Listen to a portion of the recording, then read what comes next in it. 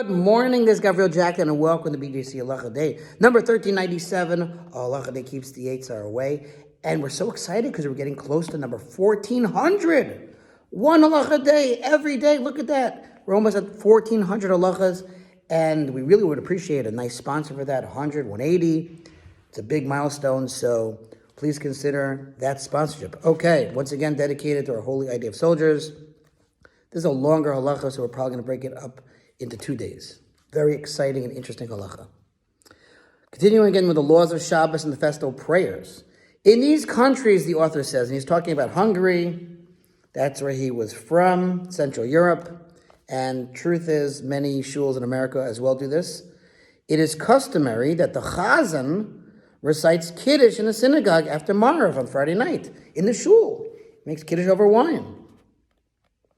On the evenings of Shabbos and Yom Tov, except for the first 2 nights of Pesach. He says in the commentary, in the footnote, in earlier times, people who were traveling through a town would often eat their Shabbos meals in the synagogue. Since they often did not have wine, the custom developed to recite Kiddush as part of the evening prayer service so that the wayfarers could fulfill their Kiddush obligation. On Pesach, this was unnecessary since even the poorest Jew has wine for the Seder, and Kiddush is recited as part of the Seder service. Okay, so they would do this except for Pesach. The Kitzur, the author, now addresses an issue that the chazan faces upon reciting Kiddush in the synagogue.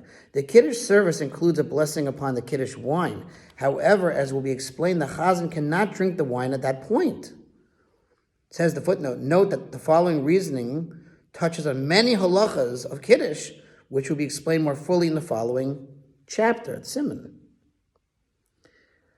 Okay, since the chazan does not fulfill his own obligation with this recitation of Kiddush, and he is prohibited from eating or drinking anything before he fulfills his own mitzvah of Kiddush, he cannot drink any of the Kiddush wine.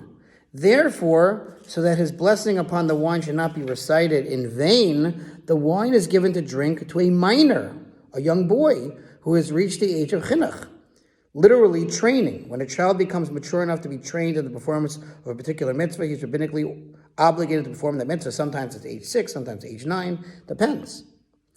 The minor should listen to the blessing upon the wine from the chazan, and thus fulfill his obligation with regard to the blessing. It thus emerges that the chazan has not recited the blessing in vain. This solution is possible because it is permitted to give food to a minor before he fulfills his mitzvah of Kiddush, as will be explained, God willing, in the next Siman, 165, Sif 4, paragraph 4. So he says that the chazan will fulfill his own obligation at home before eating his Shabbos or Yom Tov meal. What else does he say here? Certain categories of blessings may be recited by a person solely for the purpose of fulfilling the obligation of one who is listening. The blessing upon the wine in the Kiddush service is one such blessing. Therefore, the chazan may recite the blessing upon the wine to exempt the obligation of the minor, even though the chazan himself does not drink the wine. He says, see the Mishnah Berurah, which is a more expansive halacha book written by the Chavetz Chaim. And again, like I said, we'll continue this halacha tomorrow. Very exciting halacha, interesting. And to sponsor or be part of our Chai Club, click the link below. See you tomorrow.